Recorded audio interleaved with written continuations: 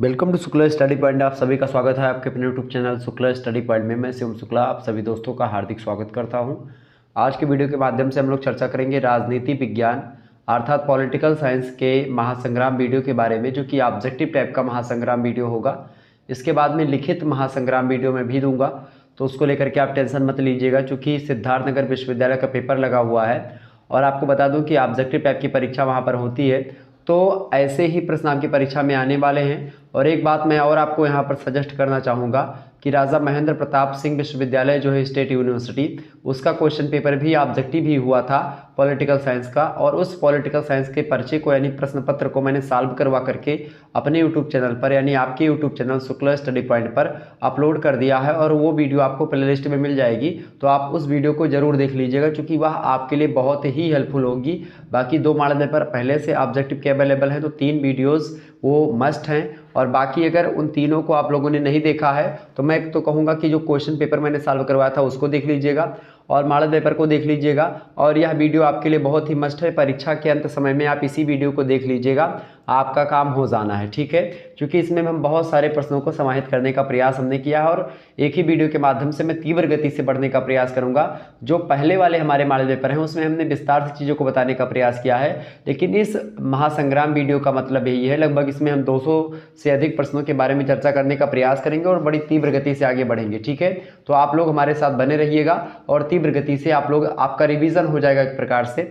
चलिए, राजनीति विज्ञान में आपको बीए 4th सेमेस्टर में पढ़ना होता है वेस्टर्न पॉलिटिकल थॉट। क्या पढ़ना होता है? वेस्टर्न पॉलिटिकल थॉट के बारे में। उसके बहुत ही महत्वपूर्ण ये ऑब्जेक्टिव टाइप के प्रश्न हैं। आइए हम चर्चा करते हैं कौन कौन से आपकी प्रश्न जो हैं जो कि परीक्षा में पूछे जाने योग्य हैं, उन्हीं के बारे में हम चर्चा करेंगे। आइए चर्चा करते हैं। पहला प्रश्न है, हन्ना अरेंड जो है इनका जन्म कब हुआ था? तो हन्ना अरेंड का जो जन्म हुआ था ये कब हुआ था भाई? फटाफट से आप बताने का प्रयास करेंगे।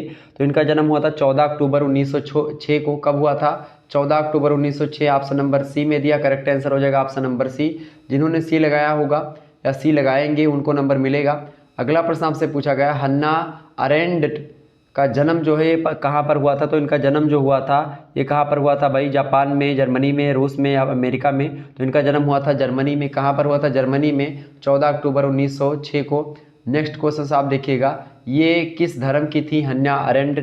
तो ये एक प्रकार से किस धर्म की थी भाई? ये यहूदी थी। कौन? ये यहूदी धर्म से रिलेटेड थी। तो इस प्रकार से 3 प्रश्न आपके पूछे गए, बहुत ही इंपॉर्टेंट प्रश्न हैं, ये बात ध्यान रखिएगा। ओके, हन्ना अरेंड एक प्रकार से बहुत ही इम्पोर्टेंट विचारक हैं, राजनीतिक विचारक हैं, ये बात ध्यान रखिएगा। और ख़ास करके यहूदी विरोधी 19वीं शताब्दी के यहूदी विरोधी साम्राज्यवाद और नस्लवाद का उपचार इन्होंने किया, ठीक है, ये बात आप ध्यान रखिएगा। और इनकी पुस्तक भी है एक, द ह्यूमन कंडीशन। तो आपसे पूछा था द ह्यूमन कंडीशन पुस्तक के लेखक कौन है? तो आप बताइएगा हन्ना अरेंड है, ठीक है, ये बात ध्यान रखिएगा। 14 अक्टूबर 1906 में जन्म हुआ, जर्मनी में हनोवर एक जगह है वहीं पर इनका जन्म हुआ था, ये बात ध्यान रखिएगा। आगे बढ़ते हैं। और एक प्रकार से अमेरिकी राजनीतिक वैज्ञानिक और दार्शनिक यहूदी मामलों पर आलोचनात्मक लेखन और अधिनायकवाद के अध्ययन के लिए जानी जाती हैं, खास करके हन्ना अरेंड, ठीक है। आगे बढ़ते और भी चीज़ों को जानने का प्रयास करते हैं। अगला प्रश्न आपकी स्क्रीन पर आ चुका, सभी लोग देखने का प्रयास करेंगे। प्रश्न है, माइकल जोसेफ ओक्साट का जन्म कहाँ हुआ था? तो माइकल जोसेफ ओक्साट का जो जन्म हुआ था ये कहाँ पर हुआ था? फटाफट से आप बताने का प्रयास करेंगे। पेरिस में हुआ था, यानी फ्रांस की राजधानी पेरिस, या इंग्लैंड में, या न्यूजीलैंड में, या फ्रांस में? तो माइकल जोसेफ ओक्साट की बात की जाए तो इनका जन्म जो हुआ था, इनका जन्म कहाँ पर हुआ था? इंग्लैंड में इनका जन्म हुआ था। इंग्लैंड में कहाँ पर हुआ था भाई?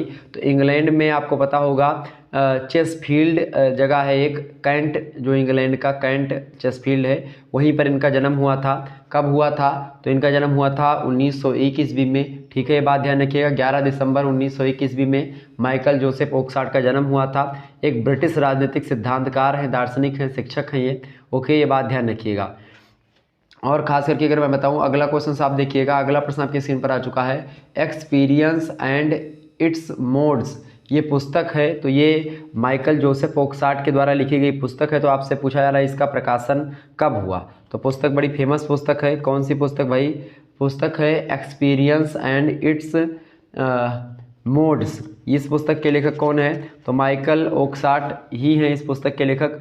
इसका प्रकाशन कब हुआ है? इसका प्रकाशन कब हुआ भाई? तो आपको बता दूं, ओकसाट जब 31 वर्ष के थे तब इन्होंने 1933 में अपनी प्रथम पुस्तक जो है, ये इनकी प्रथम पुस्तक ही है, इसी का प्रकाशन करवाया था। कब?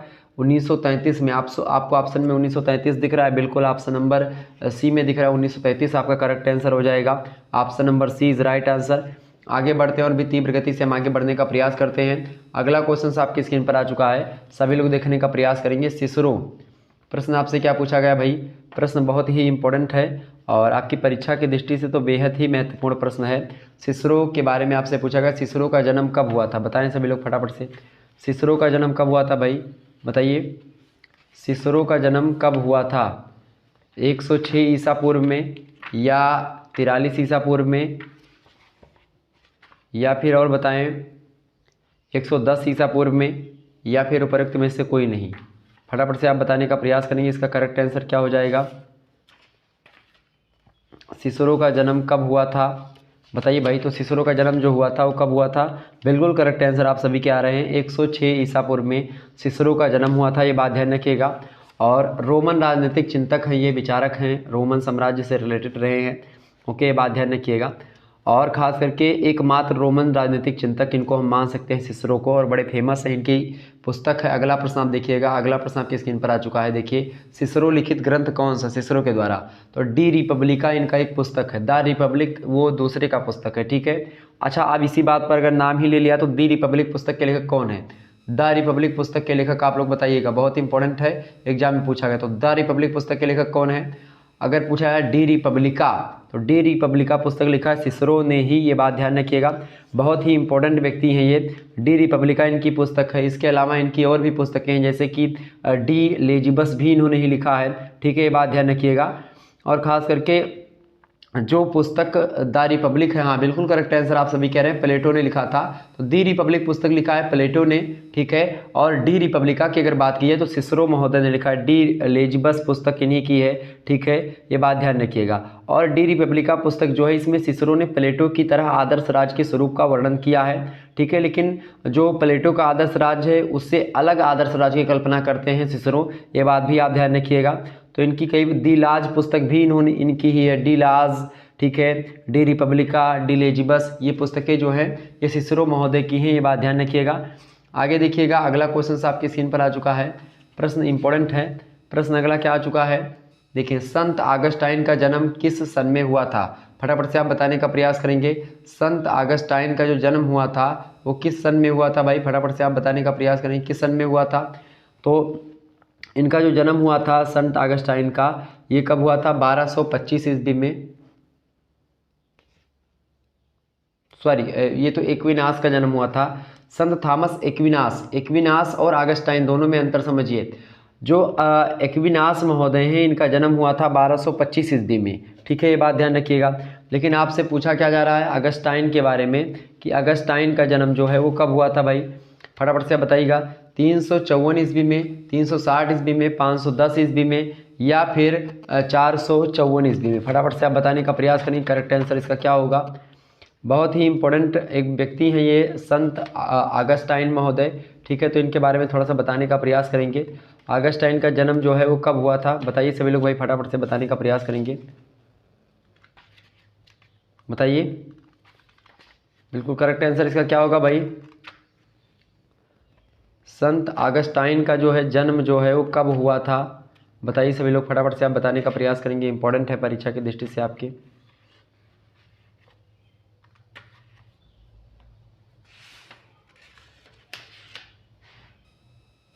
बताएं भाई। तो संत ऑगस्टाइन का जो जन्म हुआ था वो हुआ था 354 ईस्वी में। किस में हुआ था?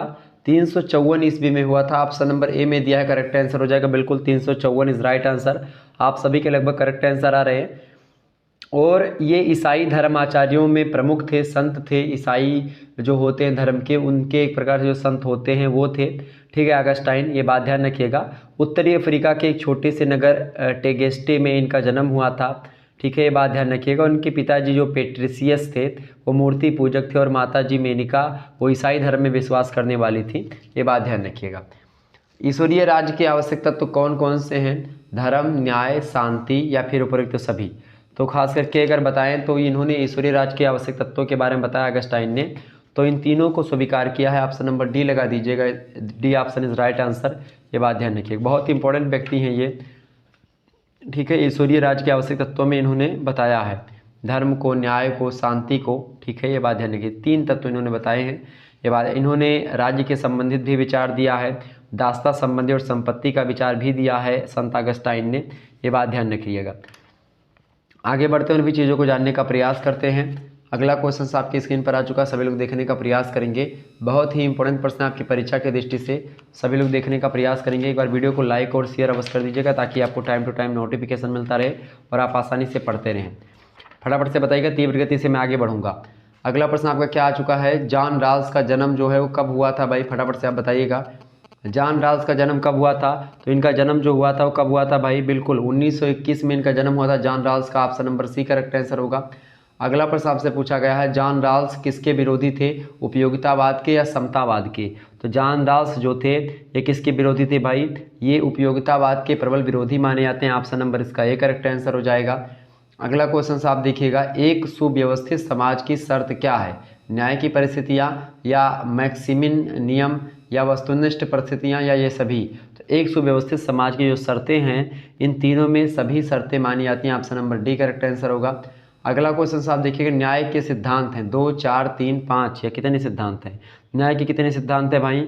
न्याय के 2 सिद्धांत हैं, इनके अनुसार ऑप्शन नंबर इसका ए करेक्ट आंसर होगा। अगला क्वेश्चन है, राल्स हैं अमेरिकी चिंतक हैं, दार्शनिक हैं, समतावादी हैं या फिर ये दोनों हैं? तो राल्स महोदय की अगर बात की जाए तो ये क्या हैं? आ और बा दोनों हैं, यानी कि ये दार्शनिक भी हैं और ये अमेरिकी चिंतक भी हैं। कौन? राल्स महोदय, John Rawls. Option number D correct answer हो जाएगा। आगे बढ़ते और भी चीज़ों को जानने का प्रयास करते तीव्र गति से। अगला क्वेश्चन आपकी स्क्रीन पर आ चुका है, सिमोन द बोवार एक क्या थी? तो सिमोन द बोवार की अगर बात की जाए तो एक महिला थी, सबसे पहले तो ये जानिए। और ये क्या थी भाई? तो ये फ्रांसीसी लेखिका थी, फ्रांस की दार्शनिक भी बहुत अच्छी दार्शनिक मानी जाती हैं ये, ठीक है। ये बात ध्यान रखिए, तो ऑप्शन नंबर सी लगा दीजिएगा, आ एंड बा दोनों। सिमोन द बोवार क्या थी? एक फ्रांसीसी लेखिका भी थी और दार्शनिक भी थी।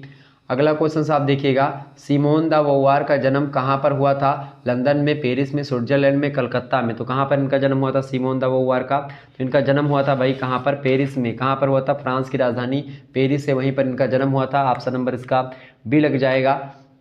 अगला क्वेश्चन आप देखिएगा, सिमोन द बोवार की रचना है इनमें से, बताएं कौन सी रचना है भाई? देखिए, woman destroyed, she came to stay या द ब्लड ऑफ अदर्स, ये सारी रचनाएं जो है सिमोन द बोवार की ही रचनाएं हैं।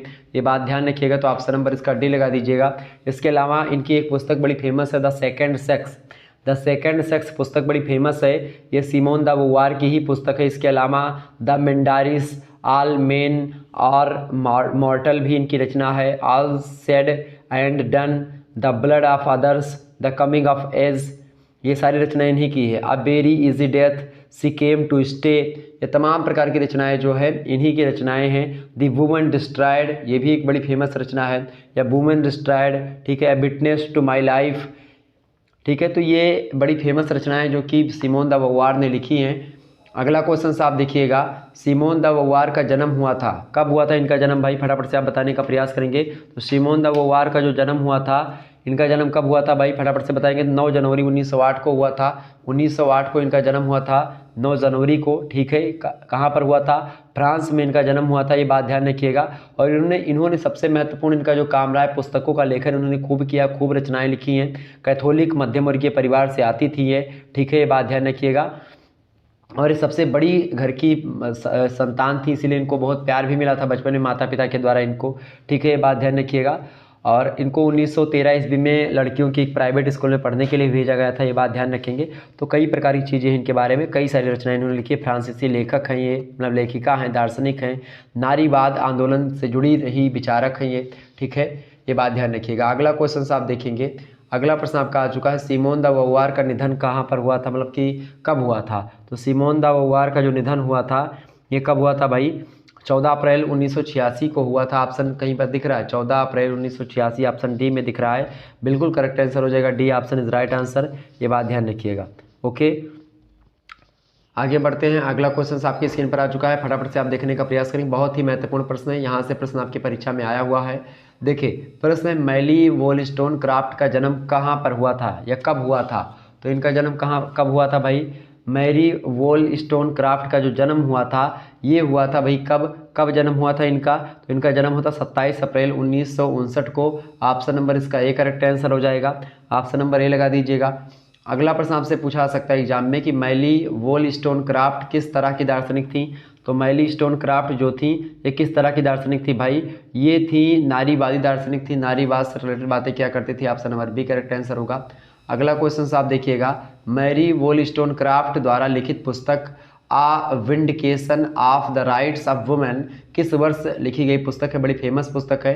तो सबसे पहले तो यहाँ पर दो प्रश्न आपके तैयार होते हैं। एक तो प्रश्न यहाँ पूछेगा a vindication of the rights of women, इस पुस्तक के लेखक कौन है, तो आप बताएंगे कि मैरी वोलस्टोनक्राफ्ट है, लेखिका है ये, ठीक है। और कब प्रकाशित हुई यह पुस्तक, तो इस पुस्तक को प्रकाशन की अगर मैं बात करूं तो इस पुस्तक का जो प्रकाशन हुआ है वो हुआ है 1792 में, option number D correct answer हो जाएगा। अगला प्रश्न आपसे पूछा सकता है, मैरी वोलस्टोनक्राफ्ट के अनुसार महिलाओं की शिक्षा किस पर आधारित होनी चाहिए। तो इन्होंने कहा महिलाओं की जो शिक्षा होती है वो तार्किक और अमूर्त विचारों पर आधारित होनी चाहिए, ऑप्शन नंबर इसका बी करेक्ट आंसर होगा। अगला प्रश्न आपसे पूछा सकता है, निम्न में से कौन सी मैरी वोलस्टोनक्राफ्ट द्वारा नहीं लिखी गई रचना है इनमें से। तो इनमें से कौन सी रचना जो है मैरी वोलस्टोनक्राफ्ट के द्वारा नहीं लिखी गई, यानी कि 3 रचनाएं इनमें से लिखी गई हैं। तो इसमें देखिए thoughts of the education of daughters ये लिखी गई है, original stories from real life ये भी इन्हीं के द्वारा लिखी गई है, Maria or the wrongs of women ये भी पुस्तक इन्हीं के द्वारा लिखी गई है। लेकिन डिस्कोर्सेस ऑन इनइक्वलिटी ये पुस्तक इनकी नहीं है, तो ऑप्शन नंबर इसका डी लगा दीजिएगा। अगला क्वेश्चन आप देखिएगा, विवाह में महिलाओं को समाज के गहने या संपत्ति के रूप में देखना गलत है, महिलाओं को मानव के समान अधिकार दिया जाना चाहिए, यह कथन किसका है। यह कथन भी मैरी वोलस्टोनक्राफ्ट का ही है। आप मैरी वोलस्टोनक्राफ्ट का ही ये कथन है, option number A correct answer होगा। बहुत इंपॉर्टेंट प्रश्न है ये। अगला क्वेश्चन देखिएगा, महिलाओं के अधिकारों की पुष्टि के बारे में क्या सत्य है इन चारों में से। तो क्या सत्य है भाई महिलाओं के अधिकारों की पुष्टि के बारे में, तो इनमें से देखें सबसे पहला आपको दिया है महिला समानता के लिए लिखी गई एक पुस्तक, बिल्कुल सही है। महिलाओं के अधिकारों की पुष्टि एक पुस्तक है जो कि मैरी वोलस्टोनक्राफ्ट के द्वारा ही लिखी गई पुस्तक है, तो ये महिला समानता के लिए लिखी गई एक पुस्तक है, option number A correct answer होगा। अगला क्वेश्चन देखिएगा, मैरी वोलस्टोनक्राफ्ट द्वारा निम्न में से किसकी आलोचना की गई है, बताएं। अन्य लिंगों के मध्य समानता या महिलाओं में शिक्षा का अधिकार या पितृसत्तात्मक समाज। तो मैरी वोलस्टोनक्राफ्ट के द्वारा जो आलोचना करी गई है वो पितृसत्तात्मक समाज की करी गई है, ऑप्शन नंबर इसका सी करेक्ट आंसर होगा। अगला क्वेश्चन आप देखिएगा, निम्न में से कौन सी लेखिका मैरी वोलस्टोनक्राफ्ट और विलियम गाडविन की बेटी थी। तो विलियम गाडविन और मैरी वोलस्टोनक्राफ्ट की बेटी कौन थी भाई, फटाफट से आप बताने का प्रयास करेंगे। तो इनकी बेटी कौन थी, फटाफट से बताइए। बिल्कुल करेक्ट आंसर आपका Shelley is right answer, option number C correct answer होगा। नेक्स्ट क्वेश्चन आप देखिएगा, मैरी वोलस्टोनक्राफ्ट की पहली कृति कौन सी मानी जाती है। तो इनकी पहली रचना जो है वो कौन सी है भाई, इनकी पहली रचना है thoughts on the education of daughters, option number इसका ए करेक्ट आंसर होगा। आगे बढ़ते हैं, अगला क्वेश्चन आपकी स्क्रीन पर आ चुका है, बहुत ही इंपॉर्टेंट प्रश्न है, बहुत ही अच्छे तरीके से आप लोग समझ पा रहे हैं इसको। अगला क्वेश्चन आपकी स्क्रीन पर आ चुका है, कार्ल मार्क्स का जन्म किस सन में हुआ था, बताएं सभी लोग फटाफट से। तो मार्क्स का जो जन्म हुआ था वो कब हुआ था भाई, तो कार्ल मार्क्स का जो जन्म हुआ था वो 1818 में हुआ था, ऑप्शन नंबर इसका ए करेक्ट आंसर हो जाएगा। फटाफट से एक बार वीडियो को लाइक और शेयर कर दीजिए। कार्ल मार्क्स जो हैं खास करके आपको पता होगा साम्यवाद के प्रवर्तक हैं, राज की उत्पत्ति के बारे में भी अपने विचार को देते हैं और बहुत सारी क्रांति का आवाहन, एक प्रकार से ये वर्ग संघर्ष की विचारधारा देते हैं। कार्ल मार्क्स बड़े अच्छे विद्वान हैं, ठीक है, ये बात ध्यान रखिएगा। और इन्होंने तहलका मचा दिया, पूरे पूंजीवादियों को एक प्रकार से एकदम से त्रस्त बोल दिया था इन्होंने। पूरी पूंजीवादी समाज एक तरफ और अकेले कार्ल मार्क्स आधुनिक समाजवाद के जनक बोले जाते हैं, ठीक है, बात ध्यान रखिएगा। 5 मई को इनका जन्म हुआ था 1818 ईस्वी में, ये बात ध्यान रखिएगा। ट्रायर एक नगर है, वहीं पर मध्यम वर्गीय यहूदी परिवार में इनका जन्म होता है। बाद में हालांकि ये ईसाई धर्म अपना लेते हैं कार्ल मार्क्स, ये बात भी ध्यान रखेंगे।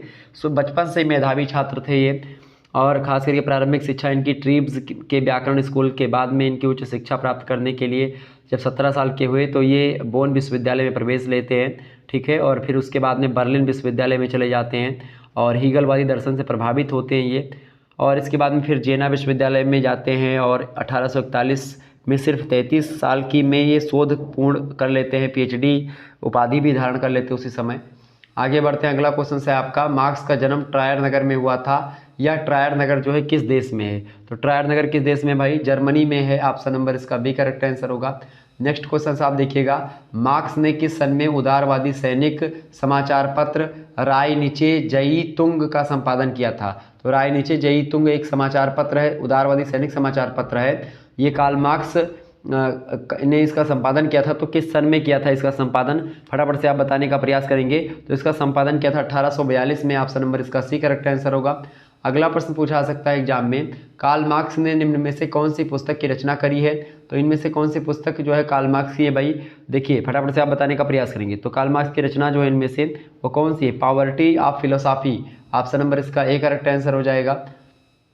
अगला प्रश्न, मार्क्स के किस कार्यक्रम को क्रांतिकारी कहा गया है? तो बताएं इनका जो कार्यक्रम है उसको किस क्रांतिकारी, मतलब किस जो कार्यक्रम है इनका कौन सा कार्यक्रम है जिसको हम क्रांतिकारी कहते हैं? तो कार्यक्रम है मैनिफेस्टो कार्यक्रम जो इनका हुआ। ऑप्शन नंबर इसका एक करेक्ट आंसर हो जाएगा, कम्युनिस्ट मैनिफेस्टो। अगला क्वेश्चन आप देखिएगा, हीगल से रिलेटेड प्रश्न आ चुका है, बहुत ही इंपॉर्टेंट प्रश्न है। चलिए समझने का प्रयास करते हुए इन सभी प्रश्नों को। प्रश्न आपका आ चुका है, देखिएगा सभी लोग फटाफट से एक बार वीडियो को लाइक और शेयर कर दीजिएगा ताकि आपको टाइम टू टाइम नोटिफिकेशन मिलता रहे और आप आसानी से हर एक चीज़ों को पढ़ते रहें। चलें अगला प्रश्न आपकी स्क्रीन पर आ चुका है, बताएं हीगल का जन्म किस सन में हुआ था भाई? तो हीगल का जन्म कब हुआ था? बताइए सभी लोग फटाफट से आप बताने का प्रयास करेंगे। हीगल का जो जन्म हुआ था वो कब हुआ था भाई? वो हुआ था 1770 ईस्वी में। ऑप्शन नंबर इसका सी करेक्ट आंसर हो जाएगा। बहुत इंपॉर्टेंट प्रश्न है। अगला क्वेश्चन, ईसा मसीह का जीवन चरित्र किसने लिखा था? तो ईसा मसीह का जीवन चरित्र किसने लिखा भाई? बिल्कुल इन्होंने ही लिखा था, हीगल महोदय ने ही। ऑप्शन नंबर इसका ए करेक्ट आंसर हो जाएगा। हीगल का पूरा नाम क्या आपसे पूछ सकता है? तो हीगल का पूरा नाम है जॉर्ज विल्हेम फ्रेडरिक हीगल। ठीक है, शॉर्ट फॉर्म में इनको क्या बोलते हैं? इनको बोलते हैं WF हीगल। ठीक है, जॉर्ज विल्हेम फ्रेडरिक हीगल पूरा नाम है इनका, ये बात ध्यान रखिएगा। अगला क्वेश्चन आप देखिएगा, अगला प्रश्न, हीगल के द्वारा निम्न में से कौन सा ग्रंथ लिखा गया है भाई? तो फिलोसॉफी ऑफ राइट और साइंस ऑफ लॉजिक, ये दोनों ग्रंथ जो हैं ये इन्हीं के द्वारा लिखे गए, हीगल के द्वारा ही। ऑप्शन नंबर इसका सी लगा दीजिएगा, आ एंड पा दोनों करेक्ट आंसर होंगे। नेक्स्ट क्वेश्चन है, हीगल का विशाल ग्रंथ जो encyclopedia of the philosophical science है ये किस सन में प्रकाशित हुआ? सबसे पहले तो ये जान लीजिए, ये प्रश्न आपसे ऐसे भी पूछा सकता है कि encyclopedia of the philosophical science इस पुस्तक के लेखक कौन है? तो आप बताइएगा हीगल हैं। ठीक है, लेकिन ये किस सन में प्रकाशित हुई है? तो ये प्रश्न आपसे बड़ा इंपॉर्टेंट है। तो ये प्रकाशन हुआ है इसका 1817 ईस्वी में। ऑप्शन नंबर इसका ए करेक्ट आंसर हो जाएगा। अगला क्वेश्चन आपकी स्क्रीन पर आ चुका है, स्पिरिट ऑफ फिलोसॉफी इस पुस्तक को किसने लिखा? Spirit of philosophy, spirit of philosophy most important पुस्तक है। इस पुस्तक के लेखक कौन है? तो इस पुस्तक को लिखा है किसने? हीगल ने ही लिखा है। जॉर्ज विल्हेम फ्रेडरिक हीगल के द्वारा लिखी गई पुस्तक स्पिरिट ऑफ फिलोसॉफी, बड़ी फेमस पुस्तक है, एग्जाम में प्रश्न आता रहता है। अगला क्वेश्चन है, हीगल का राज्य के संबंध में निम्न में से कौन सा कथन है? तो हीगल जो है राज्य के संबंध में क्या कहता था? हीगल कहता था कि राज्य जो है पृथ्वी पर ईश्वर की अवधारणा है। क्या है? राज्य जो है पृथ्वी पर ईश्वर की एक अवधारणा है, ईश्वर के द्वारा एक कॉन्सेप्ट है राज्य। ठीक है, option number D correct answer हो जाएगा छठे का। मतलब इसका अगला प्रश्न आप देखिएगा, अगला क्वेश्चन है, हीगल का दर्शन निम्न में से कौन से वाद का आधार है? बताएं तो कौन से वाद का आधार है हीगल का जो दर्शन है? उपयोगितावाद का, साम्यवाद का, समाजवाद का, या सर्वाधिकारवाद का? फटाफट से आप बताने का प्रयास करेंगे। हीगल का दर्शन निम्न में से कौन से वाद का आधार रहा है? तो वो जो है सर्वाधिकारवाद का आधार रहा है। ऑप्शन नंबर इसका डी करेक्ट आंसर हो जाएगा। नेक्स्ट क्वेश्चन आप देखिएगा, बहुत ही इंपॉर्टेंट प्रश्न आपकी स्क्रीन पर आ चुका है। एक बार फटाफट से आप सभी लोग वीडियो को लाइक और शेयर कर दीजिएगा। बहुत ही तीव्र गति से मैं आगे बढ़ रहा हूँ ताकि आपको सारी चीज़ें क्लियर हो जाएं। फटाफट से आप बताने का, द्वंदात्मक सिद्धांत भी है हीगल का, यह बात भी आप ध्यान रखिएगा। ओके, हीगल एक प्रकार से इसके दर्शन की आलोचना भी खूब जमकर होती है कहीं कहीं पर। स्वतंत्रता से रिलेटेड भी विचार हीगल का है, तो उसको भी थोड़ा सा ध्यान रखिएगा, आपकी परीक्षा की दृष्टि से बहुत इंपॉर्टेंट है हीगल। आइए देखते हैं अगला क्वेश्चन आपका आ चुका है, इंग्लैंड के सुप्रसिद्ध अर्थशास्त्री हैं थॉमस हिल ग्रीन, जिसको TH ग्रीन शॉर्ट फॉर्म में हम लोग बोलते हैं। तो इनके बारे में आपसे प्रश्न पूछा जाएगा, TH ग्रीन के बारे में प्रश्न इंपॉर्टेंट है। इंग्लैंड के सुप्रसिद्ध आदर्शवादी जो विचारक हैं थॉमस हिल ग्रीन, इनका जन्म कब हुआ था? तो इनके जन्म की अगर बात की है तो इनका जन्म हुआ था 7 अप्रैल 1836 को। ऑप्शन नंबर ए में ही दिया, करेक्ट आंसर हो जाएगा। 1836 ईस्वी में इनका जन्म हुआ था TH ग्रीन का। ठीक है, ये बात ध्यान रखिएगा। आगे बढ़ते हैं, तो टॉमस हिल ग्रीन या थॉमस हिल ग्रीन इनका पूरा नाम है, ये बात भी आप ध्यान रखिएगा। और इम्पोर्टेंट व्यक्ति है आपकी परीक्षा की दृष्टि से। सामान्य इच्छा पर, इसने सामान्य इच्छा पर विचार दिया। संप्रभुता पर विचार दिया है इसने, ठीक है। प्राकृतिक कानून की धारणा का प्रतिपादन किया, ठीक है। अधिकार संबंधी धारणा भी टी.एच. ग्रीन ने दी। स्वतंत्रता से संबंधित तमाम सारे विचार दिए, सकारात्मक स्वतंत्रता, निश्चयवात्मक स्वतंत्रता, कई प्रकार की स्वतंत्रता के बारे में बताया इसने, ठीक है। और इनका जन्म कहाँ पर हुआ था भाई? तो इनका जन्म हुआ था यॉर्क शहर के बर्किन नामक स्थान पर हुआ था, ठीक है। मध्यम वर्गीय पादरी परिवार में इनका जन्म होता है। और खास करके इनके पिता का नाम था, मतलब इनके पिताजी जो थे वो इंजीलवादी संप्रदाय था वहाँ का एक, उसी के सदस्य थे, उसी के अनुयायी थे। और अगला क्वेश्चन आप देखिएगा, राज्य का वास्तविक आधार बल नहीं है वरन इच्छा है, ये किसका मत है? बहुत इंपॉर्टेंट मत है, ये बात ध्यान रखिएगा।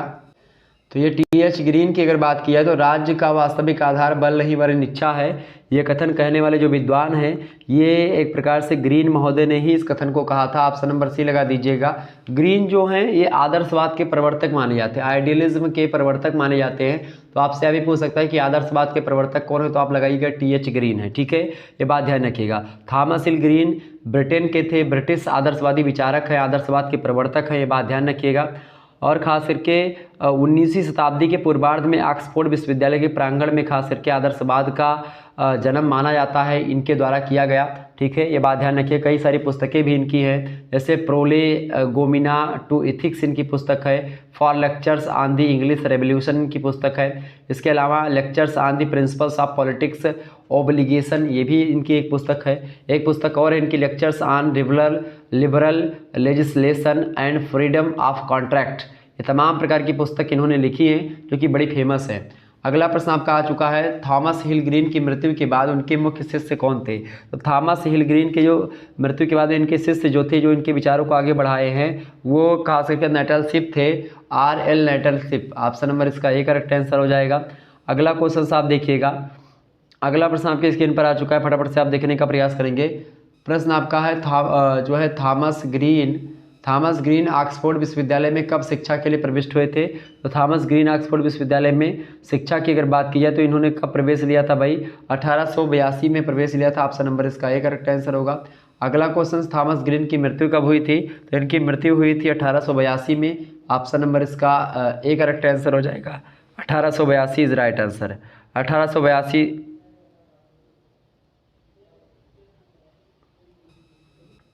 एक मिनट, यहाँ पर चूंकि 1882 में मात्र 46 साल की उम्र में ही इनकी मृत्यु हो गई थी। ये 1855 ईस्वी में ऑक्सफोर्ड में शिक्षा के लिए प्रविष्ट हुए थे, 1855 में, ठीक है। ये बात ध्यान रख लीजिए। तो यहाँ पर ऑप्शन में है नहीं 1855, थोड़ा सा यहाँ पर ये जो ऑप्शन मैंने 1882 बोल देता है मृत्यु की डेट है, ठीक है। तो इसे वो थोड़ा सा वही हमने सोचा मृत्यु वाला प्रश्न है। तो ये देखिए 1855 में एक प्रकार से ये विश्वविद्यालय में, ऑक्सफोर्ड विश्वविद्यालय में शिक्षा के लिए प्रविष्ट हुए थे, ये बात ध्यान रख लीजिएगा, ठीक है। वहाँ का महाविद्यालय उससे जुड़ा हुआ ऑक्सफोर्ड यूनिवर्सिटी से बेलियोल महाविद्यालय, उसमें उच्च शिक्षा के लिए प्रवेश किया था 1855 में इन्होंने, ये बात ध्यान रखिएगा। और 1882 में इनकी मृत्यु हो गई थी, 46 साल के थे जब इनकी मृत्यु हुई थी, ये बात ध्यान रखिएगा। थॉमस हिल ग्रीन। आगे बढ़ते हैं। अगला क्वेश्चन आपकी स्क्रीन पर आ चुका है, बहुत ही इंपॉर्टेंट प्रश्न है। एक बार वीडियो को शेयर और लाइक जरूर कर दीजिएगा ताकि इसी प्रकार से और भी वीडियोज़ आपको मिलती रहे और आप आसानी से हर एक चीज़ को पढ़ते रहें। चलिए फटाफट से एक बार वीडियो को शेयर कर दीजिएगा भाई, सभी लोग एक बार वीडियो को शेयर कर दीजिएगा। ओके, चले अगला क्वेश्चन आपकी स्क्रीन पर आ चुका है।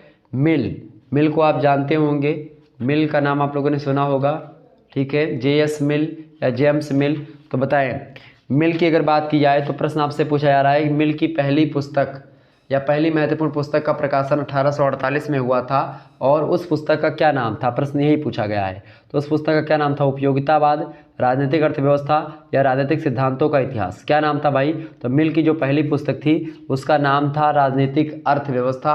ऑप्शन नंबर इसका एक करेक्ट आंसर हो जाएगा, पॉलिटिकल इकोनॉमिक्स, ठीक है, पॉलिटिकल इकोनॉमी। अगला क्वेश्चन आप देखिएगा, मिल ने अपनी आत्मकथा का प्रकाशन किस वर्ष किया? फटाफट से आप बताने का प्रयास करेंगे। मिल ने अपनी आत्मकथा का प्रकाशन किस वर्ष किया भाई? बताइएगा सभी लोग। तो इन्होंने अपनी आत्मकथा का जो प्रकाशन किया था वो कब किया था?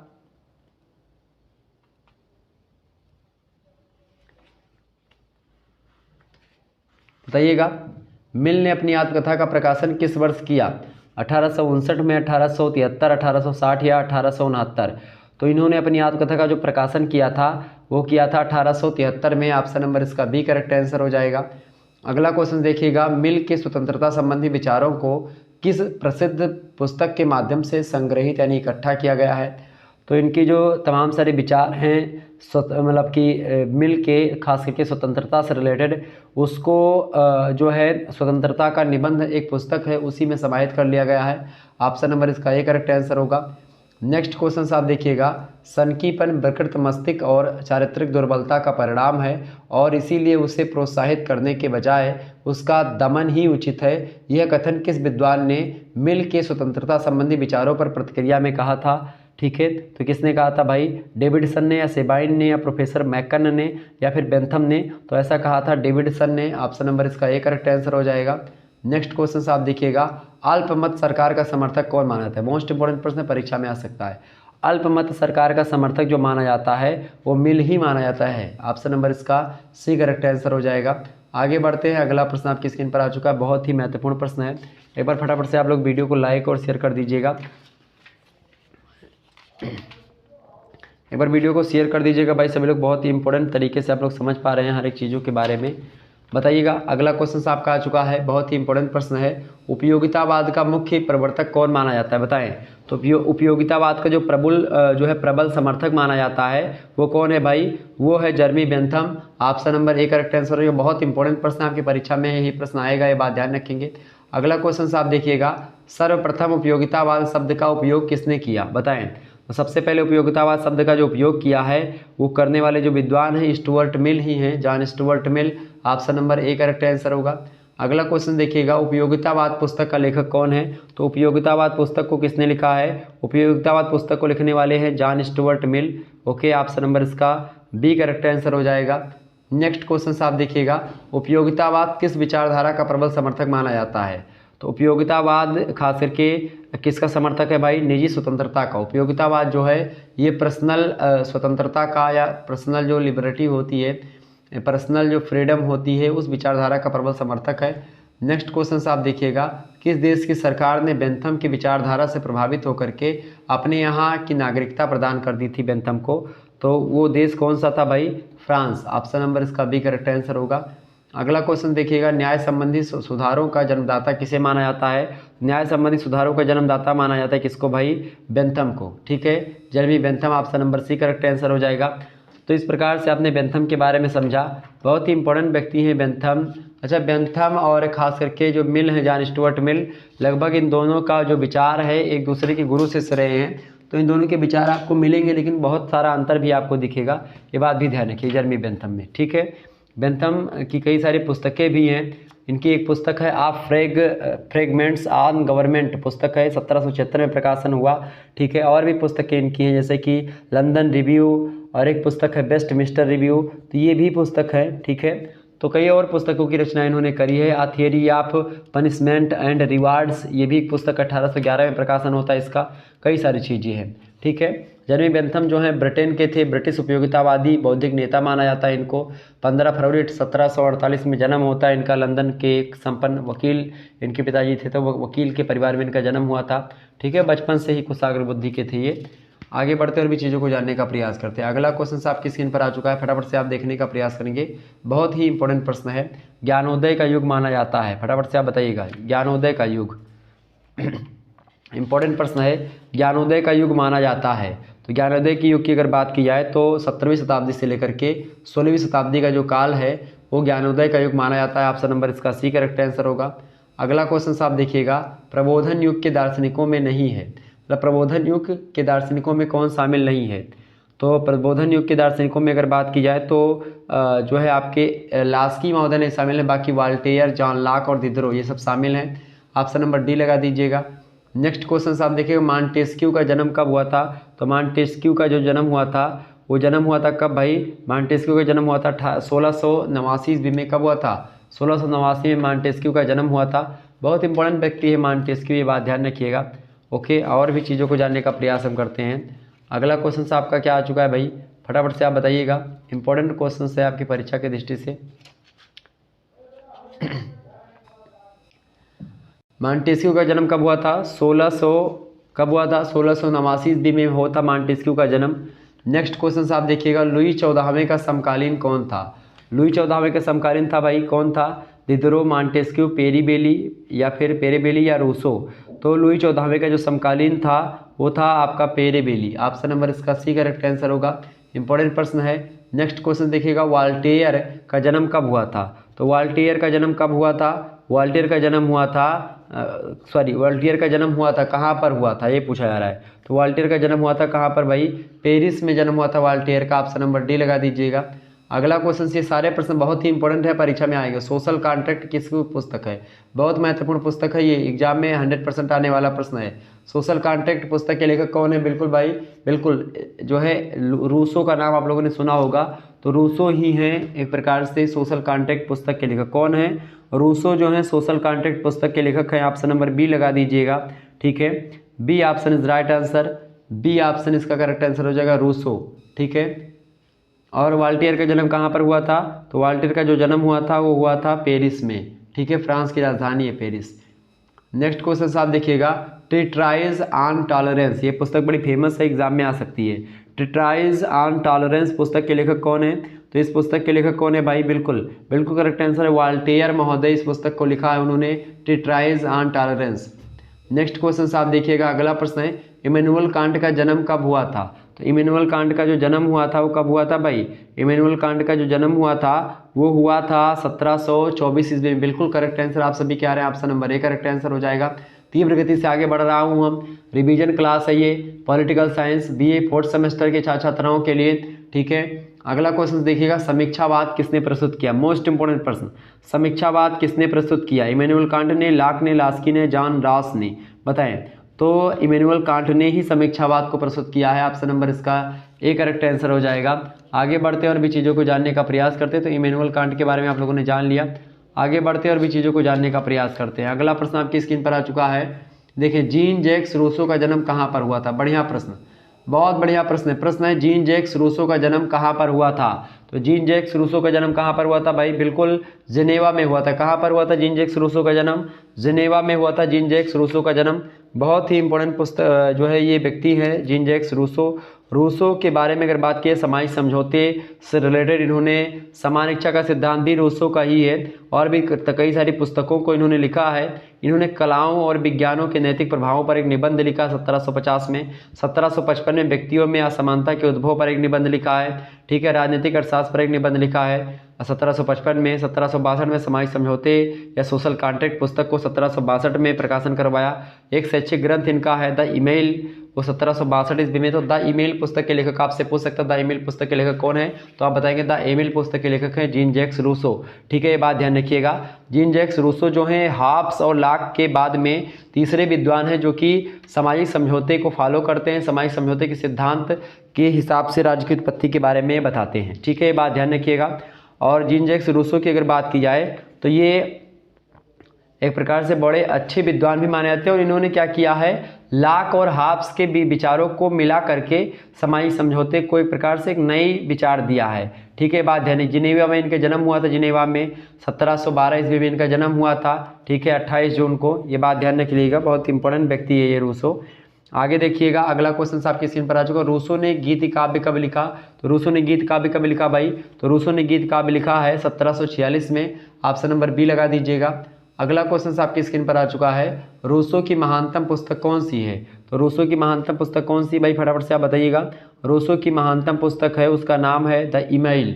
द ईमेल पुस्तक बड़ी फेमस पुस्तक है, एग्जाम में प्रश्न हमेशा आता है इससे। ओके, शिक्षा से रिलेटेड है। अगला क्वेश्चन आप देखिएगा, किस रचना ने फ्रांस के जनमानस पर विशेष प्रभाव डाला है? तो किस रचना ने डाला है भाई? 4 रचनाएं आपको दी गई हैं, कॉन्फेशंस, डायलॉग्स, या फिर an introduction to political economy या सोशल कॉन्ट्रैक्ट थ्योरी। तो किस रचना ने फ्रांस के जनमानस पर प्रभाव डाला है? तो जो सोशल कॉन्ट्रैक्ट थ्योरी है ये बहुत ज़्यादा फ्रांस पर की जनता पर प्रभाव डालती है। जीन जैक्स रूसो की जो रचना सोशल कॉन्ट्रैक्ट थ्योरी जो उन्होंने दी। अगला प्रश्न आप देखिएगा, रूसो ने कितने प्रकार की सरकारों का वर्णन किया है? 4, 7, 9 या 5? तो रूसो ने कितने प्रकार की सरकारों का वर्णन किया है भाई? तो रूसो महोदय ने 4 प्रकार की सरकारों के बारे में बताया। ऑप्शन नंबर इसका ए करेक्ट आंसर होगा। अगला क्वेश्चन आप देखिएगा, बहुत बढ़िया प्रश्न है।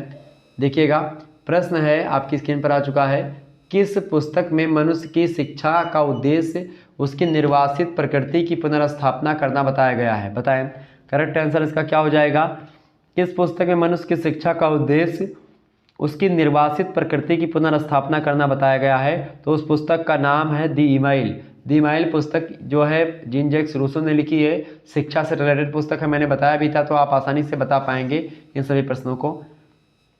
अगला क्वेश्चन आपकी स्क्रीन पर पूछा जा सकता है कि किसके अनुसार पुरोहित धर्म वह धर्म है जो पुरोहितों और पादरियों द्वारा संपन्न किया जाता है, यह धर्म सबसे निम्न और निकृष्ट है? ये किसने कहा था? तो ये कहने वाले जो विद्वान हैं वो हैं Jean Jacques Rousseau. Option number इसका बी करेक्ट आंसर हो जाएगा। अगला प्रश्न आप देखिएगा, जॉन लॉक का जन्म जो है, जीन जैक्स रूसो जो हैं वो खास करके इनके बाद आते हैं जॉन लॉक के। तो जॉन लॉक का जन्म कहाँ हुआ था, प्रश्न आपसे पूछा जा रहा है। जो जॉन लॉक का जन्म कहाँ पर हुआ था, फटाफट से आप बताने का प्रयास करेंगे। तो जॉन लॉक का जो जन्म हुआ था वो हुआ था भाई कहाँ पर? समरसेट में इनका जन्म हुआ था। कहाँ पर हुआ था? समरसेट। ऑप्शन नंबर बी में दिया आपका समरसेट, करेक्ट आंसर हो जाएगा। समरसेट में इनका जन्म हुआ था जॉन लॉक का। जॉन लॉक जो है सामाजिक समझौते के सिद्धांत से रिलेटेड व्यक्ति रहे हैं। जॉन लॉक की बात की है तो हाब्स ने सबसे पहले विचार दिया, हाब्स के बाद में जॉन लॉक ने एक प्रकार से विचार दिया। ब्रिटिश राजनीतिक चिंतक है, ब्रिटेन के हैं, ये बात ध्यान रख लीजिएगा। ओके। और जॉन लॉक की बात की है तो उन्होंने प्राकृतिक अवस्था के मानव को बहुत सरल स्वभाव का बताया है, जबकि हाब्स की जो प्राकृतिक अवस्था है उसका मानव कैसा है? उसका मानव जो है झगड़ालू मानव है। यानी जब समाज की उत्पत्ति नहीं हुई थी, राज्य की उत्पत्ति नहीं हुई थी, उससे पहले के जो मानव थे वो आपस में झगड़ा करते थे। ऐसा किसने बताया है? ऐसा बताया हॉब्स महोदय ने। जबकि लॉक महोदय ने बताया कि भाई पहले का मानव जब समाज नहीं था तो लोग झगड़ा लड़ाई नहीं करते थे, बहुत ही सद्भाव से समन्वय तरीके से रहते थे और एक दूसरे की एक प्रकार से सहायता क्या करते थे, सहयोग करते थे। जबकि हॉब्स कहता संघर्ष होता था। ठीक है, ये बात ध्यान रखिएगा।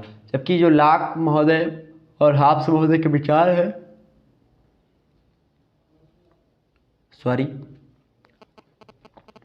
तो हॉब्स और लॉक के जो विचार हैं उन विचारों को मिला करके जीन जैक्स रूसो ने सामाजिक समझौते का और अच्छा सिद्धांत दे दिया। ठीक है, ये बात ध्यान रखिएगा।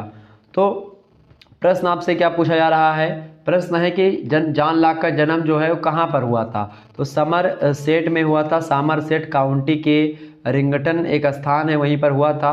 पार्लियामेंट की ओर से लड़ने वाली सेना की कंपनी में एक अधिकारी थे और वहीं पर इनका जन्म हुआ था। तो खासकर जॉन लॉक की अगर बात किया है तो 1632 में इनका जन्म हुआ था, ये बात भी आप ध्यान रखिएगा। ब्रिटेन के राजनीतिक विचारक हैं ये।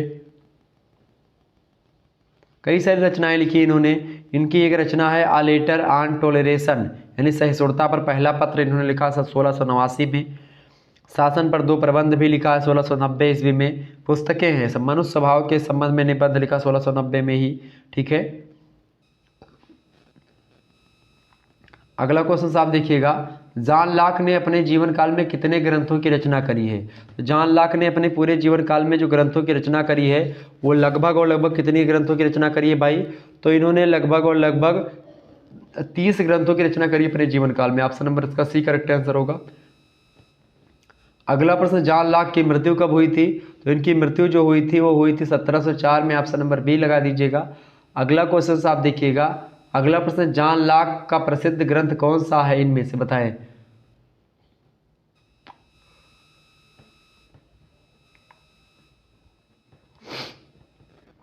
बताइए सभी लोग भाई। तो जॉन लॉक का प्रसिद्ध ग्रंथ कौन सा है? बिल्कुल बिल्कुल करेक्ट आंसर आप सभी के आ रहे हैं, the training on government. The training on government जो पुस्तक है ये जॉन लॉक की सबसे प्रसिद्ध पुस्तक मानी जाती है। अगला क्वेश्चन, जॉन लॉक का कार्य 21 की सत्ता को ऊपर उठाना नहीं बल्कि उसे सीमित करना है, यह कथन किसका है? बताएं। तो ये कथन किसने कहा था? बिल्कुल मैक्सी महोदय का कथन है। ऑप्शन नंबर बी लगा दीजिएगा। अगला क्वेश्चन आप देखिएगा, किसके अनुसार मनुष्यों के राज्यों में संगठित होने तथा अपने को सरकार के अधीन रखने का मुख्य उद्देश्य अपनी संपत्ति की रक्षा करना है, ऐसा बताया? तो ऐसा बताने वाले जो विद्वान हैं वो है John Locke. Option number B में दिए हैं। अगला क्वेश्चन आप देखिएगा, अगला प्रश्न, किसके अनुसार जिस चीज को मनुष्य ने शारीरिक श्रम के द्वारा प्राप्त किया है उसका उस प्रकृति पर अधिकार होता है? तो ऐसा किसने कहा था? ऐसा लाक महोदय ने ही कहा था। Option number A correct answer हो जाएगा। आगे बढ़ते हैं, और भी प्रश्न आपकी स्क्रीन पर आ चुका है, बहुत ही इंपॉर्टेंट प्रश्न है, देखेंगे सभी लोग। प्रश्न, थॉमस हॉब्स का जन्म कहाँ पर हुआ था? बढ़िया प्रश्न है आपकी परीक्षा के दृष्टि से, बताइएगा सभी लोग। थॉमस हॉब्स का जन्म जो है वो कहाँ पर हुआ था भाई? तो हॉब्स का जो जन्म हुआ था ये कहाँ पर हुआ था भाई? बिल्कुल करेक्ट आंसर आप सभी के आ रहे हैं, बिल्कुल इंग्लैंड में ही थॉमस हॉब्स का जन्म हुआ था। अगला क्वेश्चन से आप देखिएगा, मृत्यु इनकी कब हुई थी भाई? तो इनकी जो मृत्यु हुई थी वो हुई थी 1679 ईस्वी में हुई थी। 1679 ईस्वी में इनकी मृत्यु हुई थी हॉब्स की। यह बात ध्यान रखिएगा, इंपॉर्टेंट प्रश्न है आपकी परीक्षा की दृष्टि से। हॉब्स ने व्यक्तिवाद भी दिया है और हॉब्स ने राज्य का सामाजिक समझौते का सिद्धांत भी दिया है, संप्रभुता के बारे में बताया, प्राकृतिक कानून के बारे में इन्होंने बताया है, सामाजिक समझौते से रिलेटेड। ठीक है, तो हॉब्स विद्वान अच्छे हैं, इसमें कोई दो राय नहीं। हालांकि इन्होंने जो बातें बताई हैं उनकी आलोचनाएं भी हुई हैं, हॉब्स की हुई हैं, लाक की हुई, कोई विद्वान ऐसे नहीं जिनकी आलोचना नहीं होती है। ठीक है, ये बात ध्यान रखिएगा। इंग्लैंड के निवासी थे, इंग्लैंड में ही जन्म होता है इनका। 5 अप्रैल को जन्म हुआ था 1588 में, मृत्यु 1679 में हो गई थी। ओके, बात ध्यान रख लीजिएगा। आगे बढ़ते हैं, और एक माल बेसबरी में एक पादरी थे, उन्हीं पादरी के परिवार में इनका जन्म हुआ था, ये बात ध्यान रख लीजिएगा। आगे बढ़ते हैं, अगला क्वेश्चन आपकी स्क्रीन पर आ चुका है, फटाफट से। अगला प्रश्न है, हॉब्स ने डीसीबी की रचना, डीसीबी इनकी पुस्तक है, तो डीसीबी की रचना इन्होंने किस सन में करी थी भाई? तो हॉब्स ने डीसीबी की पुस्तक की रचना किस सन में करी थी?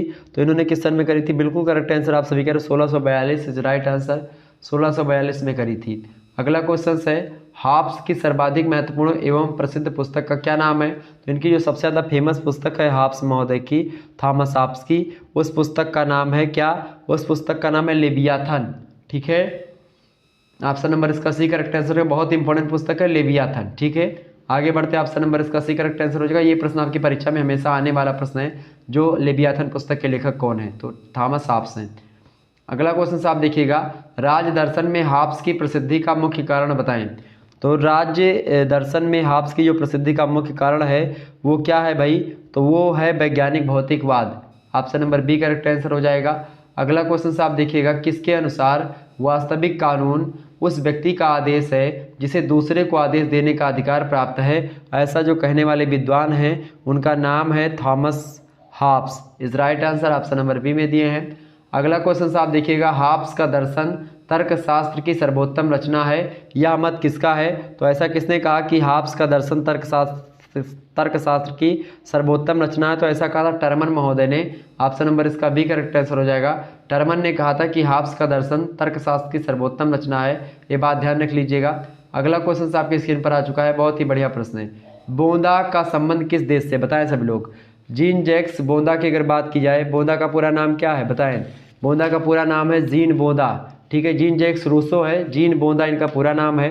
ठीक है, तो बोंदा की अगर बात की जाए तो प्रश्न है, बोंदा का संबंध किस देश से? फ्रांस से, ब्रिटेन से, रूस से, चीन से, या फिर जर्मनी से, सॉरी रूस से? बताएं करेक्ट आंसर इसका क्या हो जाएगा भाई? जो बोंदा हैं, बोंदा का संप्रभुता का सिद्धांत बड़ा फेमस सिद्धांत है, ये बात ध्यान रख लीजिएगा। ओके, संप्रभुता से रिलेटेड कई सारी बातें बोंदा करते हैं और बड़े अच्छे तरीके से बताते हैं। तो बोंदा का जो जन्म हुआ था ये कहाँ पर हुआ था भाई? किस देश में हुआ था?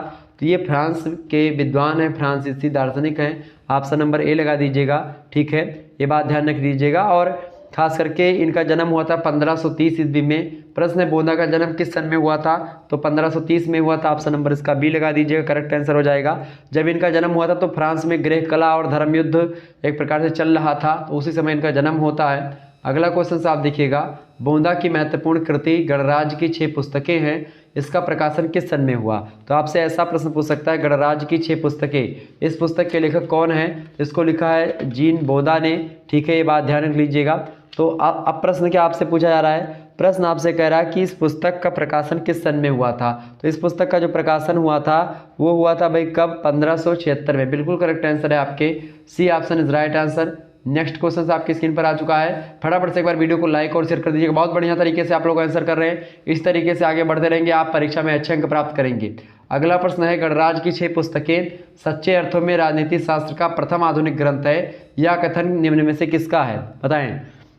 गणराज्य की जो 6 पुस्तकें जो कि बोंदा की रचना है, सच्चे अर्थों में राजनीतिक शास्त्र का प्रथम आधुनिक ग्रंथ है, यह कथन किसका है? बताइए। तो यह कथन किसने कहा था? बिल्कुल ये कथन कहने वाले विद्वान है मैक्सी, ऑप्शन नंबर इसका ए करेक्ट आंसर होगा।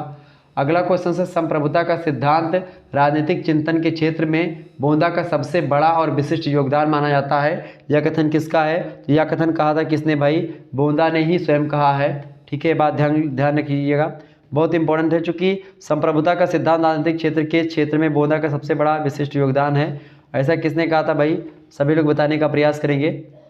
बहुत ही इंपॉर्टेंट प्रश्न है और बोंदा स्वयं इस बात को स्वीकार भी करते हैं, ये बात ध्यान रख लीजिएगा। आगे बढ़ते और भी चीज़ों को जानने का प्रयास करते हैं। अगला क्वेश्चन आपके स्क्रीन पर आ चुका है। सर्वप्रथम संप्रभुता का विधिवत विश्लेषण किया था किसने? तो सबसे पहले संप्रभुता के बारे में विधिवत तरीके से अध्ययन किया और विश्लेषण किया वो बोंदा ने ही स्वयं किया था। ऑप्शन नंबर इसका सी करेक्ट आंसर हो जाएगा।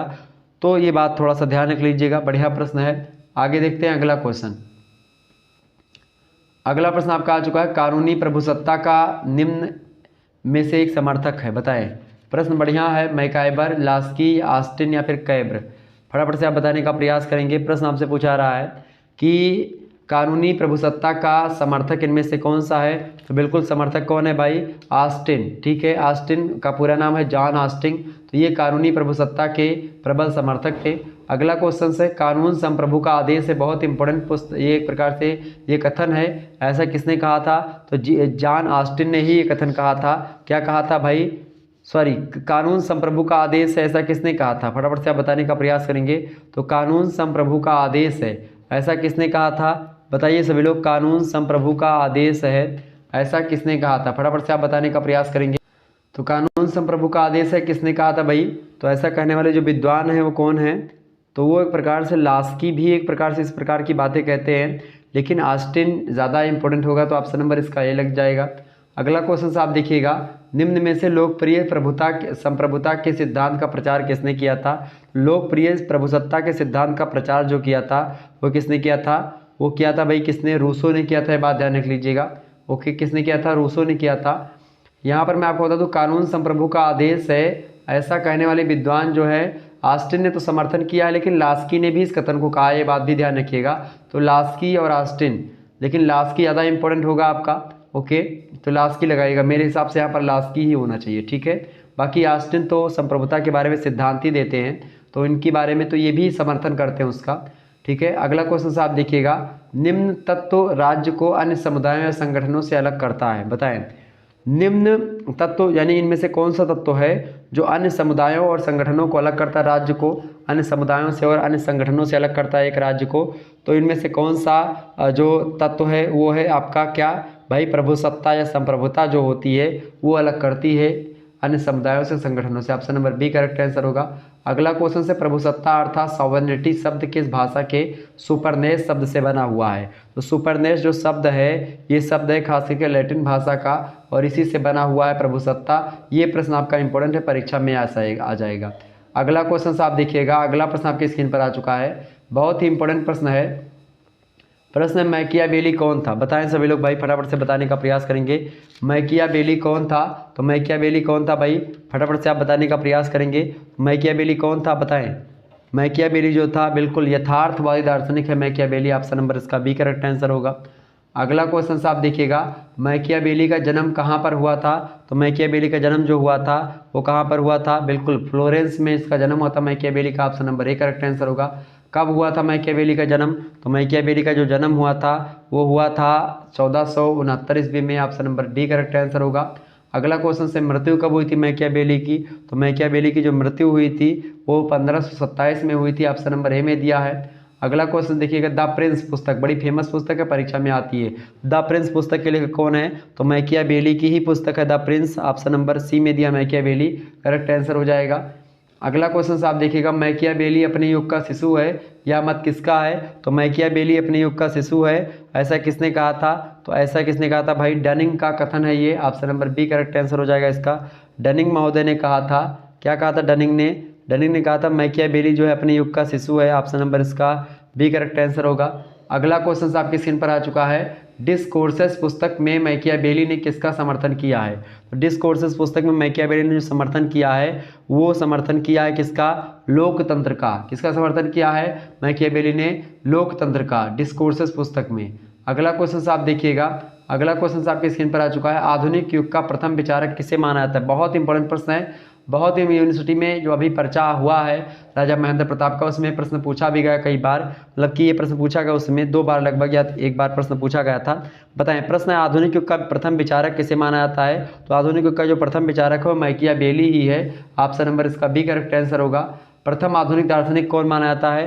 तो प्रथम आधुनिक दार्शनिक भी मैकियावेली को ही माना जाता है, ये बात आप ध्यान रख लीजिएगा। ओके, ऑप्शन नंबर इसका बी करेक्ट आंसर होगा। अगला क्वेश्चन आप देखिएगा, मडवटा अपनी पैतृक संपत्ति की हानि की तुलना में अपने पिता की मृत्यु को अधिक सरलता से भूल जाता है, यह कथन किसका है। तो यह कथन भी किसका है भाई, यह कथन भी मैकियावेली का ही है। ऑप्शन नंबर इसका ए करेक्ट आंसर हो जाएगा। आगे बढ़ते और भी चीज़ों को जानने का प्रयास करते हैं, बहुत ही इंपॉर्टेंट प्रश्न है, आप लोग बड़ी ही आसानी से इसको जान पा रहे हैं, समझ पा रहे हैं। ओके, प्रश्न आपका बड़ा ही इंपॉर्टेंट है, बताएं सभी लोग, फटाफट से आप बताने का प्रयास करेंगे। पुनर्जागरण का शाब्दिक अर्थ होता है, बताइए पुनर्जागरण का शाब्दिक अर्थ क्या होता है भाई। फिर से जागरण या पुनर्जागरण, बिल्कुल करेक्ट आंसर हो जाएगा ऑप्शन नंबर ए, फिर से जागरण या पुनर्जन्म, ये होता है पुनर्जागरण का शाब्दिक अर्थ। ऑप्शन नंबर इसका ए करेक्ट आंसर होगा। अगला क्वेश्चन आपसे पूछा गया था, पुनर्जागरण मतलब पूछा जा सकता है आपकी परीक्षा में, पुनर्जागरण का प्रमुख कारण था, बताएं। पूंजीवाद का उदय, सामंतवाद का पतन, नगरों की स्थापना या व्यापार का उदय। तो पुनर्जागरण का जो कारण है इनमें से, वो कारण आप मान सकते हो सामंतवाद का पतन हो रहा था और पुनर्जागरण का प्रारंभ हुआ जब सामंतवाद का पतन प्रारंभ हुआ। Option number B correct answer हो जाएगा। अगला क्वेश्चन देखेंगे, सर्वप्रथम 1300 ईस्वी में पुनर्जागरण की झलक निम्न में से किस देश में दिखाई पड़ी है। तो सबसे पहले 1300 ईस्वी में पुनर्जागरण की जो झलक दिखाई पड़ी है वो दिखाई पड़ी है कहाँ पर भाई, वो दिखाई पड़ी है किस देश में। तो दिखाई पड़ी है आपकी इटली में। कहाँ पर, इटली में। Option number C correct answer हो जाएगा। तो सबसे पहले पुनर्जागरण की जो झलक 1300 ईस्वी में दिखाई पड़ी है वो इटली में दिखाई पड़ी है। ऑप्शन नंबर इसका सी करेक्ट आंसर होगा। अगला क्वेश्चन देखेंगे, पुनर्जागरण युग का इटली का पहला असाधारण व महान साहित्यकार कौन था। पुनर्जागरण युग का इटली का, मतलब इटली देश का पुनर्जागरण युग का पहला असाधारण और महान साहित्यकार कौन था। तो महान साहित्यकार कौन था भाई, तो उस महान साहित्यकार का नाम है, ऑप्शन ए में दिया Spain. Option number D correct answer होगा। नेक्स्ट क्वेश्चन आप देखिएगा, पुनर्जागरण काल में इंग्लैंड ने विश्व को अमर नाटककार दिया। किस नाटककार को दिया था पुनर्जागरण काल में इंग्लैंड ने खास करके विश्व को। तो उसका नाम आप सभी को भी पता होगा, बिल्कुल Shakespeare, William Shakespeare right answer. Option number A correct answer हो जाएगा। अगला क्वेश्चन आप देखिएगा, पुनर्जागरण काल की वैज्ञानिक प्रगति में योगदान दिया, किसने दिया था। कोपरनिकस ने, कोपलर ने, हार्वे ने। तो पुनर्जागरण काल की वैज्ञानिक प्रगति में जो योगदान दिया है इन सभी ने दिया है। ऑप्शन नंबर डी लगा दीजिएगा। अगला क्वेश्चन आपकी स्क्रीन पर आ चुका है, मिगल डे सर्वटेज की प्रसिद्ध रचना मतलब कौन सी है इनमें से, बताएं। मिगल डे सर्वटेज की प्रसिद्ध रचना इनमें से कौन सी है, बताने का प्रयास करेंगे तो करेक्ट आंसर होगा option number B, Don Crusoe की। ऑप्शन नंबर इसका बी करेक्ट आंसर हो जाएगा। अगला क्वेश्चन आपकी स्क्रीन पर आ चुका है, गैलीलियो का जन्म इटली में कब हुआ था। तो गैलीलियो का एक प्रकार से गैलीलियो दूरबीन का आविष्कारक है, ठीक है। तो गैलीलियो का जन्म इटली में हुआ था, कब हुआ था प्रश्न ये पूछा गया। तो कब हुआ था भाई गैलीलियो का जन्म, तो गैलीलियो का जन्म हुआ था 1564 में। ऑप्शन नंबर इसका सी करेक्ट आंसर होगा। अगला क्वेश्चन आपसे पूछा सकता है, विश्व कल्याण के लिए साम्राज्य एक अनिवार्यता है, यह कथन किसने कहा था। तो विश्व कल्याण के लिए साम्राज्यवाद एक अनिवार्यता है, यह कथन कौन कहा था, किसने कहा था भाई, बिल्कुल डी मोनार्किया ने कहा था। ऑप्शन नंबर इसका ए करेक्ट आंसर होगा। अगला क्वेश्चन आप देखिएगा, निम्नलिखित युग्मों में से कौन सा गलत जोड़ा है इनमें से। तो गलत जोड़ा इनमें से कौन सा है भाई, देखिए 3 सही जोड़े हैं इनमें से। तो आप देखिए माइकल एंजेलो लास्ट जजमेंट ठीक है, पेट्रार्क मानवतावाद का पिता कहा जाता ठीक है, लियोनार्डो दा विंसी मोनालिसा ये भी एक प्रकार से ठीक है, मैकियावेली दास कैपिटल, बताएं दास कैपिटल पुस्तक के लेखक कौन है, दास कैपिटल पुस्तक के लेखक कौन है, फटाफट से आप बताने का प्रयास करेंगे। दास कैपिटल पुस्तक के लेखक कौन है, मैकियावेली है, दास कैपिटल पुस्तक के लेखक कौन है। तो दास कैपिटल के लेखक है कार्ल मार्क्स। कौन है, दास कैपिटल पुस्तक के किसने लिखा है, कार्ल मार्क्स ने लिखा। मैकियावेली ने द प्रिंस पुस्तक लिखा है, ध्यान रख लीजिएगा, मैकियावेली ने द प्रिंस पुस्तक लिखा है, ठीक है। कार्ल मार्क्स की रचना है कौन सी, दास कैपिटल कार्ल मार्क्स की। तो option number D correct answer हो जाएगा, यही आपका गलत हो गया, ठीक है, D option is right answer. अगला क्वेश्चन देखिएगा, the fabric of human body the fabric of human body ये प्रसिद्ध ग्रंथ है, किस विद्वान का? बहुत इंपॉर्टेंट प्रश्न है ये। The fabric of human body, इस पुस्तक को किसने लिखा है? इस पुस्तक को लिखा है बेसेलियस ने। ऑप्शन नंबर डी लगा दीजिए, करेक्ट आंसर हो जाएगा। आगे बढ़ते हैं, अगला क्वेश्चन आपकी स्क्रीन पर आ चुका है। मध्य युग के सर्वोच्च विचारक कौन थे? बताएं सभी लोग, मध्य युग के सर्वोच्च विचारक कौन थे? फटाफट से आप बताने का प्रयास करेंगे, इंपॉर्टेंट प्रश्न है। तो मध्य युग के सर्वोच्च विचारकों के अगर बारे में हम बात करें तो नाम आएगा संत एक्विनास का, बड़े फेमस विद्वान है। Option number B correct answer होगा। अगला क्वेश्चन साहब देखिएगा, संत अम्ब्रोज के शिष्य का क्या नाम था? बताएं सभी लोग, संत अम्ब्रोज के शिष्य का क्या नाम था भाई? तो संत अम्ब्रोज के शिष्य थे संत थॉमस। ऑप्शन नंबर इसका सी करेक्ट आंसर होगा। अगला क्वेश्चन से आपसे पूछा सकता है, मध्यकाल में उपलब्ध समस्त दर्शन को एक सूत्र में किसने पिरोया? तो मध्यकाल में उपलब्ध समस्त दर्शन को एक सूत्र में पिरोने का जो काम किया वो किया था किसने भाई? संत थॉमस एक्विनास ने ही किया था। ऑप्शन नंबर इसका बी करेक्ट आंसर हो जाएगा, ये बात ध्यान रखिएगा। तो संत थॉमस ऑगस्टाइन जो थे, संत थॉमस एक्विनास वो कौन है भाई? संत थॉमस एक्विनास जो हैं ये संत अम्ब्रोज के शिष्य थे, बात ध्यान रख लीजिएगा। और मध्यकाल में उपलब्ध समस्त दर्शन को, सारे दर्शन को एक सूत्र में बांधने का काम भी इन्होंने किया था। अगला क्वेश्चन से, एक्विनास ने कानून को कितने भागों में बांटा? बताने का प्रयास करेंगे सभी लोग। तो एक्विनास ने कानून को कितनों भागों में बांटा भाई? तो एक्विनास ने कानून को जो बांटा है वो कितने भागों में? बिल्कुल वो 4 भागों में बांटा है। ऑप्शन नंबर इसका बी करेक्ट आंसर हो जाएगा। आगे बढ़ते हैं, अगला प्रश्न इंपॉर्टेंट प्रश्न है, आपकी परीक्षा में प्रश्न पूछा जा सकता है, ध्यान रखिएगा इस प्रश्न का उत्तर। प्रश्न है, शाश्वत कानून दैवी ज्ञान है, वह सभी कार्यों और प्रवृत्तियों को निर्देश देता है, वह स्वयं में सत्य है। यह कथन किसका है? तो यह कथन किसका है भाई? यह कथन थॉमस एक्विनास ने ही कहा था। ऑप्शन नंबर इसका ए करेक्ट आंसर होगा। अगला क्वेश्चन आपसे पूछा गया, एक्विनास किसकी विचारधारा से प्रभावित था? तो एक्विनास जो किसकी विचारधारा से प्रभावित था भाई? तो एक्विनास की अगर बात की जाए तो वह अरस्तु के विचारों से प्रभावित था, एरिस्टोटल के। ऑप्शन नंबर इसका ए करेक्ट आंसर हो जाएगा। अगला क्वेश्चन आपकी स्क्रीन पर आ चुका है, कानून का स्थान ईश्वर का बृहद स्थल है, उसकी वाणी विश्व की शांति है। यह कथन किसका है? बहुत इंपॉर्टेंट प्रश्न है, परीक्षा में आया हुआ प्रश्न है। कानून का स्थान ईश्वर का बृहद स्थल है और उसकी वाणी विश्व की शांति है, ऐसा किसने कहा था? तो ऐसा कहने वाले जो विद्वान है उनका नाम है थॉमस एक्विनास। ऑप्शन नंबर इसका सी करेक्ट आंसर हो जाएगा, ये बात ध्यान रखिएगा, ये प्रश्न पूछा गया है। ओके, अगला क्वेश्चन आप देखिएगा, बुद्धिमानों का गुरु किसे माना जाता है? बताएं सभी लोग, बुद्धिमानों का गुरु किसे माना जाता है? कैटिलिन को, अरस्तु को, डनिंग को या फास्टर को? बताने का प्रयास करें, करेक्ट आंसर क्या हो जाएगा? बहुत ही इंपॉर्टेंट व्यक्ति मतलब प्रश्न है ये, बताएं सभी लोग बताने का प्रयास करेंगे। प्रश्न आपसे पूछा जा रहा है, बुद्धिमानों का गुरु किसे माना जाता है? तो बुद्धिमानों का गुरु किसे कहते हैं भाई? बुद्धिमानों का गुरु जो कहा जाता है वो अरिस्टोटल को कहा जाता है, अरस्तु को। Option number B correct answer हो जाएगा। अगला प्रश्न है, प्रथम राजनीतिक वैज्ञानिक कौन था? तो प्रथम राजनीतिक वैज्ञानिक की अगर बात की है तो अरस्तु को मान सकते हैं आप। Option number B correct answer होगा। अगला क्वेश्चन है, राजनीतिक शास्त्र का पितामह किसे कहते हैं? तो राजनीतिक शास्त्र का पितामह की अगर बात की जाए तो पितामह बोलते हैं अरिस्टोटल को ही राजनीति शास्त्र का पिता या पितामह। ऑप्शन नंबर इसका सी करेक्ट आंसर होगा। अगला क्वेश्चन है, चरम एकता का अर्थ विनाश किसने माना है? तो चरम एकता जब हो जाती तो इसका अर्थ विनाश से किसने लिया है भाई? मुसोलिनी ने, अरस्तु ने, वेबर ने या एडोल्फ हिटलर ने? तो ऐसा किसने लिया है भाई? तो अरिस्टो ने कहता है कि चरम एकता जो है उसका अर्थ विनाश है। ऑप्शन नंबर इसका ए करेक्ट आंसर होगा। अगला क्वेश्चन आप देखिएगा, लाइसीमा विद्यापीठ की स्थापना किसने करी थी? बहुत इंपॉर्टेंट प्रश्न परीक्षा में आ सकता है। लाइसीमा विद्यापीठ की स्थापना किसने करी थी? तो किसने करी थी भाई? बिल्कुल करेक्ट आंसर है आपका ऑप्शन नंबर बी, अरिस्टोटल ने ही करी थी, अरस्तु ने। Option number B correct answer होगा।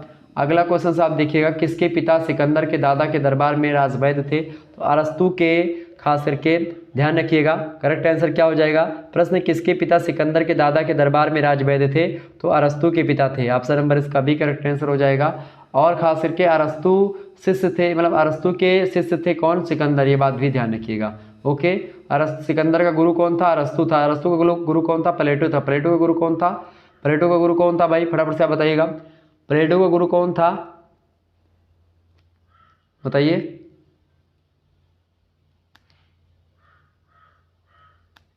देखिए, प्लेटो का शिष्य अरस्तु, अरस्तु का शिष्य सिकंदर। ठीक है, ये बात ध्यान रखिएगा। बहुत ही इंपॉर्टेंट तरीके से आप लोग आगे बढ़ रहे हैं और चीज़ों को समझ पा रहे हैं। ठीक है, आगे बढ़ने का प्रयास करते हैं और भी चीज़ों को हम जानते हैं। ठीक है, और प्लेटो का शिष्य कौन था? सुकरात, सोक्रेटिस जिसको आप बोलते हैं।